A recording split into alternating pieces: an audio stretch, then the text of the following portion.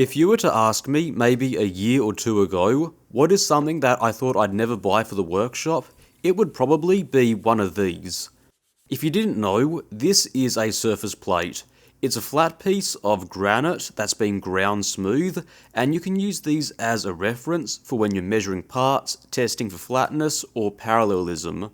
Now, most of the ones that you'll find in machine shops are going to be a lot bigger than this one, but given the size of my workshop and the size constraints that I have, this is realistically as big as I could go. Now, in order to measure parts, I'm going to need a surface gauge to hold the test indicator, and probably a new test indicator. The mag base isn't going to work because the base is too small and it's difficult to make fine adjustments with it. And this is where the surface gauge comes in. The design I'm going to go with is going to be slightly different to a lot of conventional designs, and it is going to lack a few features, but it should be good enough for what I need. There are quite a few parts to the surface gauge, so I made a model in Solidworks to keep track of it all. So let's get started. The first thing I'll do is make the base.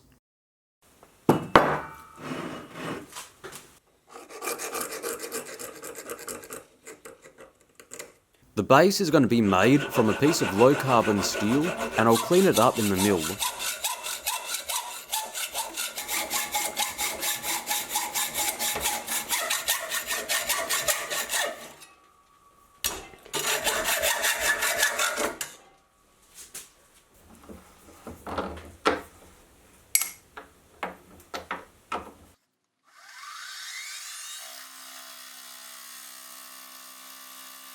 Now, low carbon steel typically isn't what you'd want to use for this type of tool, since you can't harden it unless you case harden it. However, I think we can still work around it and still make a very good tool.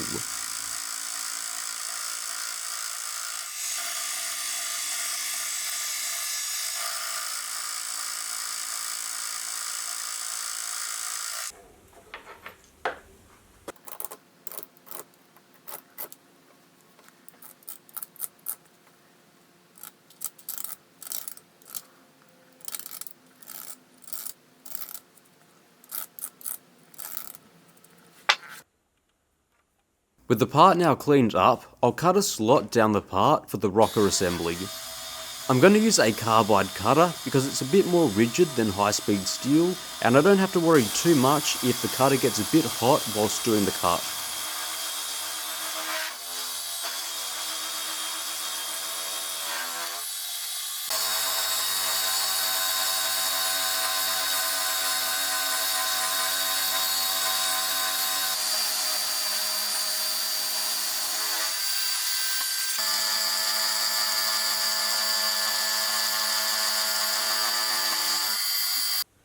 Next, I'll cut out a recess for the swing arm.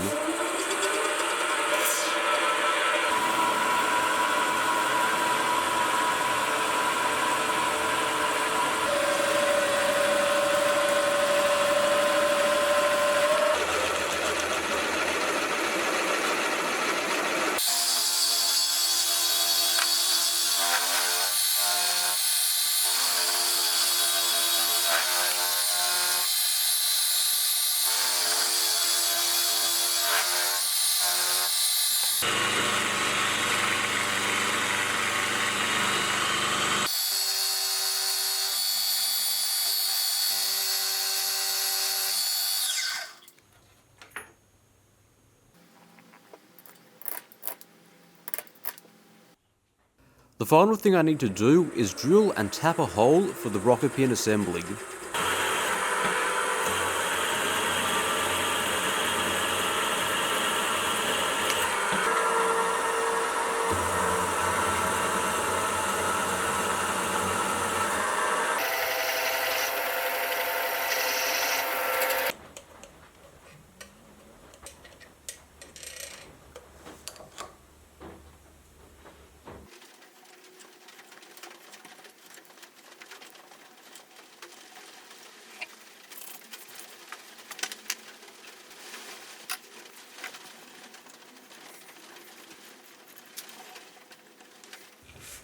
And that is the part done for the moment. The next part that I need to make is the rocker, which I'm going to make from a piece of 316 stainless plate. The part doesn't have to be made from stainless, but it's the only piece of 10mm plate that I had on hand.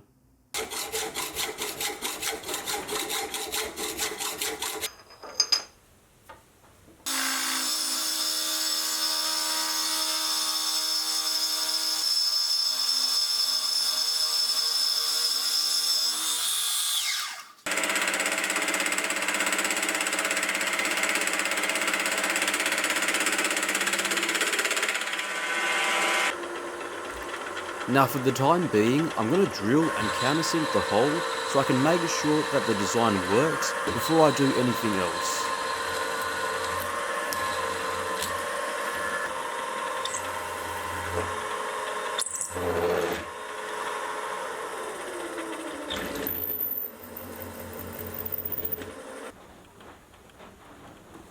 And judging by that, I definitely need a larger countersink.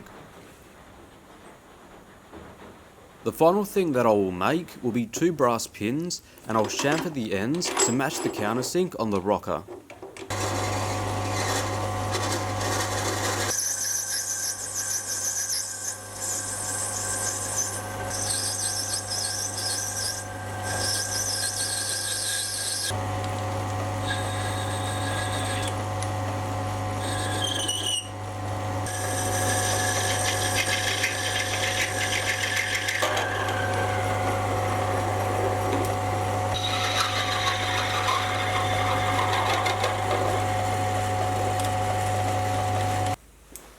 The pins are a very good fit in the hole, and very light pressure from the 2 grub screws will allow the rocker to rock.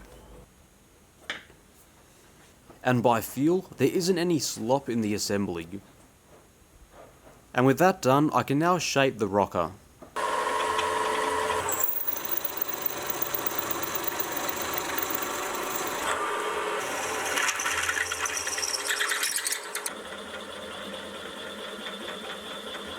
I'll also try and fix the countersunk holes from before using a router bit.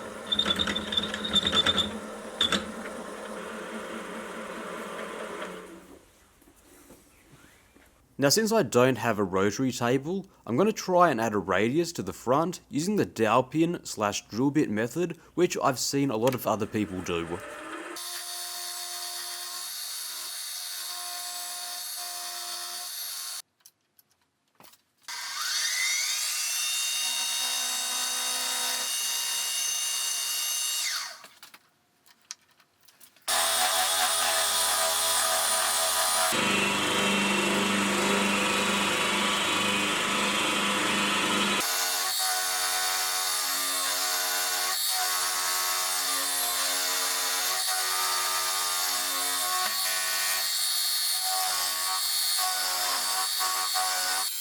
As it turns out, the part was a bit big to use the dowel pin method here, so I'll use a router bit with a radius and then I'll file it down so it looks a little bit nicer.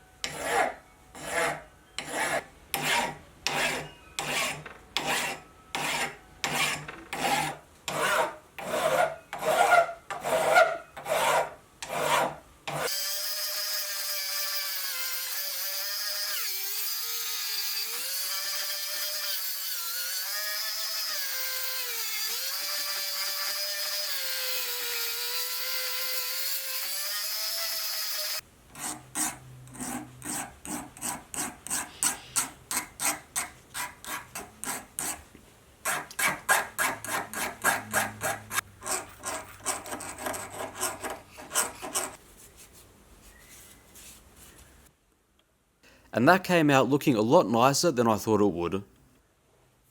The rocking assembly uses 2 springs and a fine adjustment screw to make fine adjustments when measuring.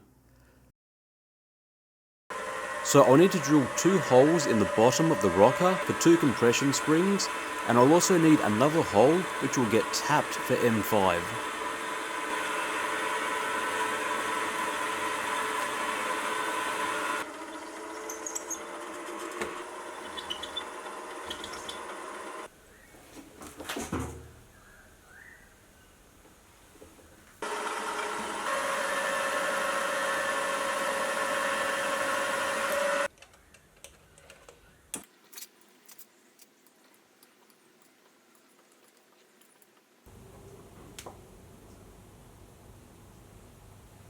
And that is the part done. Next, I'll make the fine adjustment screw.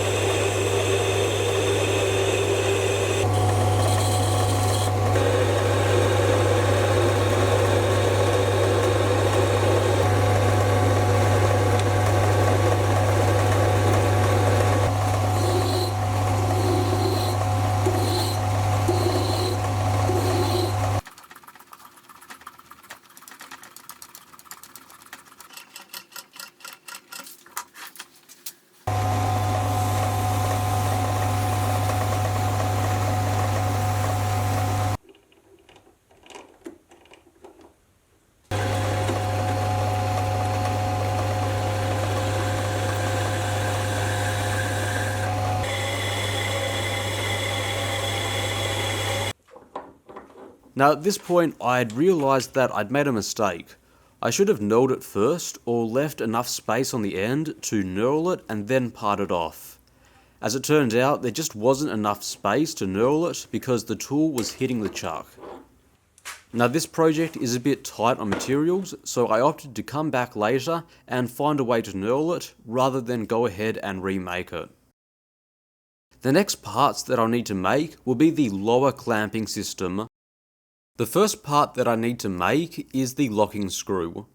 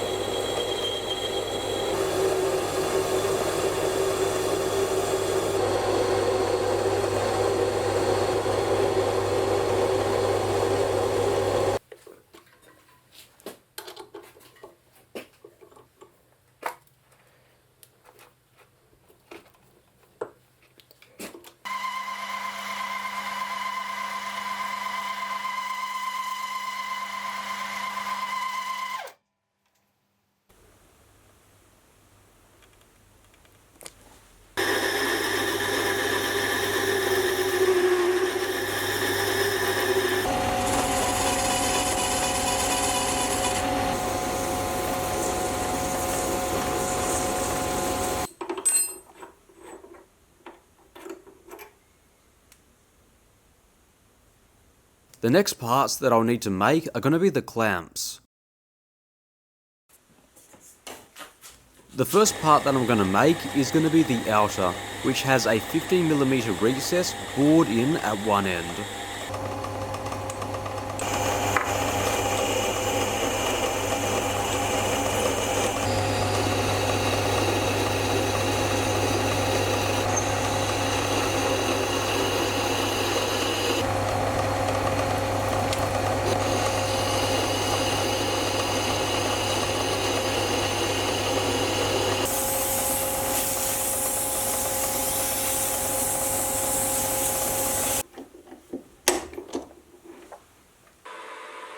I'll then use the milling machine to drill a 10mm hole, 10mm being the diameter of the rod that I'm going to use later.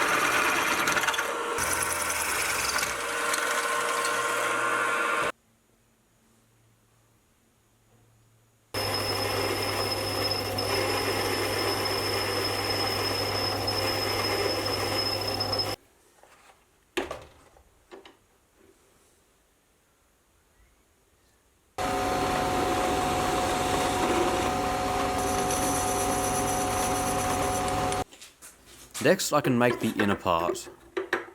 I'm going to drill a hole part way through and then I'll part it off so it's slightly shorter than the depth of the bore of the outer part.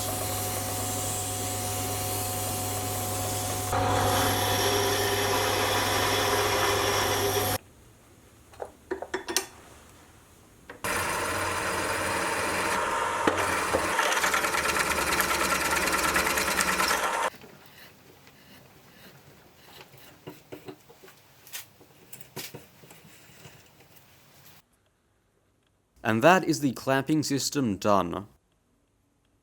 The next part that I need to make is the rod. I don't have any 10mm rod on me, and the 1/2 inch rod that I have here is just too big for the clamping system. So what I'll do is I'll turn down this 1/2 inch rod to 10mm. Now it goes without saying, this is a lot of stick out, even with the live center, and because I don't have a steady rest or a follow rest, I'm expecting a lot of deflection and flex in this part. Now it turns out that I got the best results with a full depth of cut and a very low feed rate, as compared to a low depth of cut and a higher feed rate.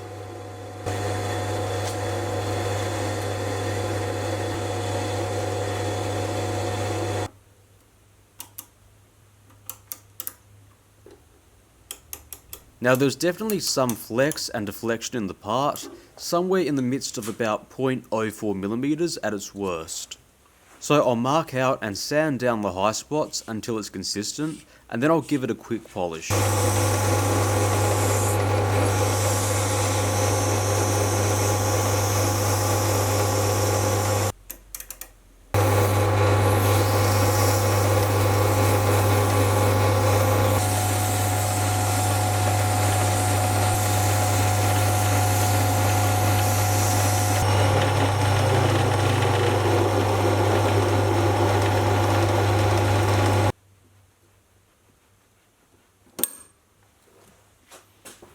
The last thing I need to do is turn down a small ball at the end, which I can use as a bit of a bumper to measure the squareness of a part.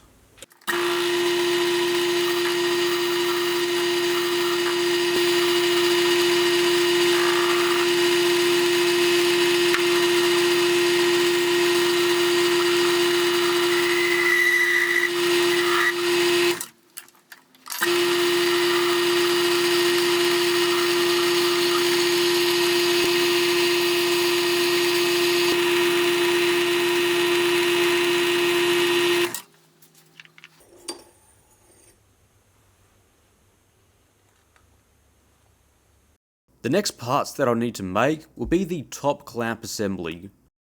The main part will clamp onto the rod, and I'm going to make it from a piece of 20mm steel bar.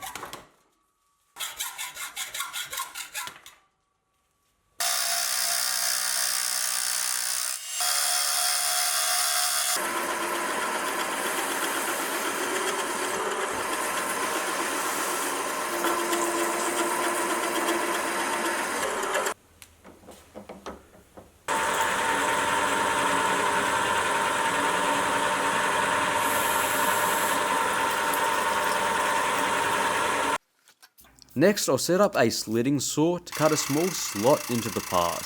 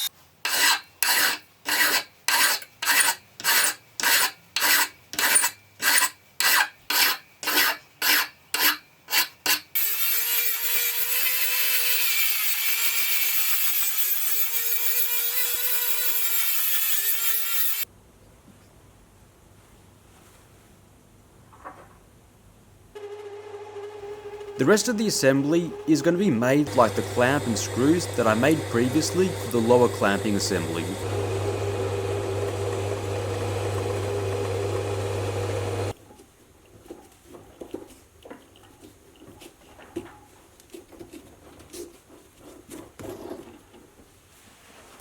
The biggest difference is that the holes that I drilled here are 8mm to hold onto the test indicator shank. Also included in the plans are 4 washers which I'm going to make from some offcuts.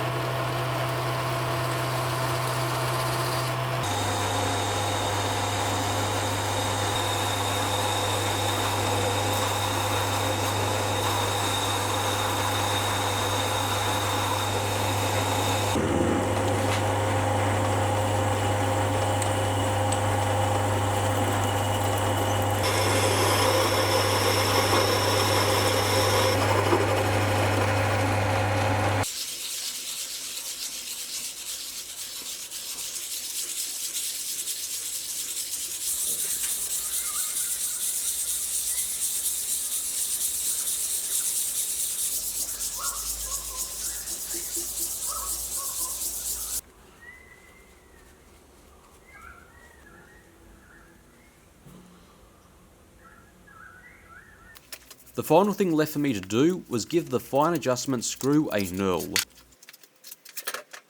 The original plan was to use the dividing head and mill a knurl pattern using a center drill. It's not the best way to use a center drill, but I have done it before and it does work.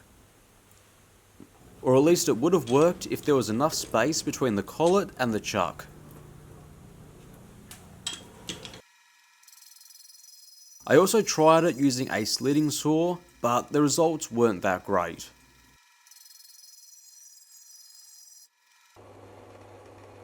Now before completely giving up, I held onto the thin M5 threads and then I knurled it using the knurling tool. And to my surprise, it actually worked. This is probably the first thing that I should have done, but hey, it saved me from remaking it.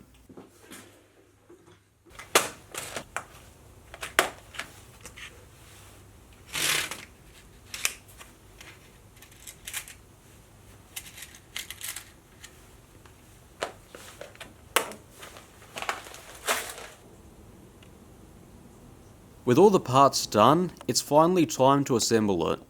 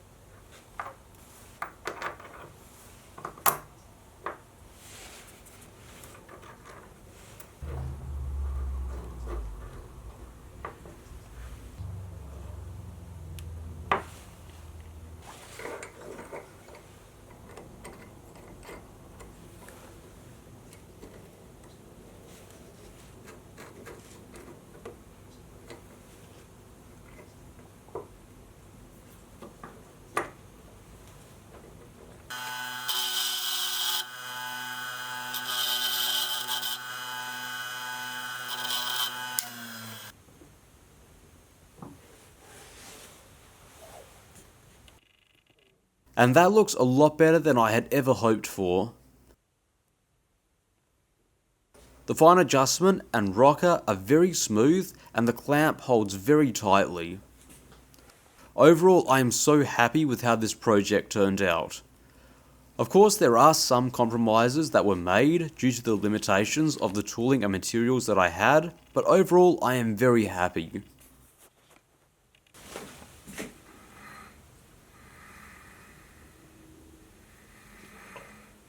One compromise that I did make is many surface gauges do have convex bumpers on the front to help you measure squareness, but without a rotary table, I wasn't able to make one.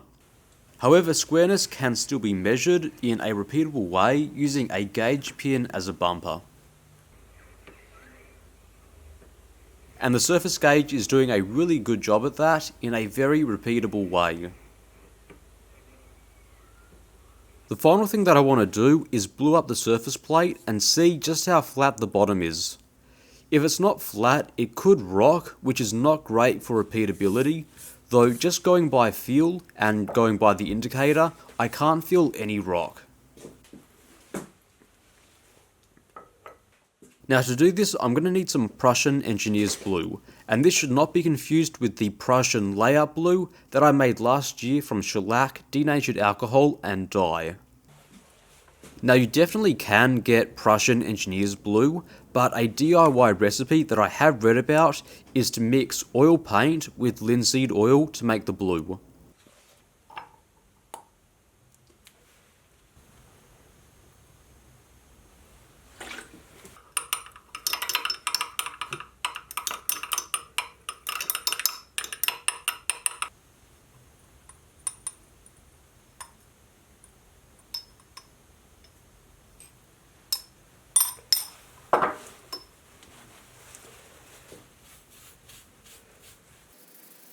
There are better, more proper ways of applying the blue, but this will work. And the goal is to have a very thin coating on the surface plate.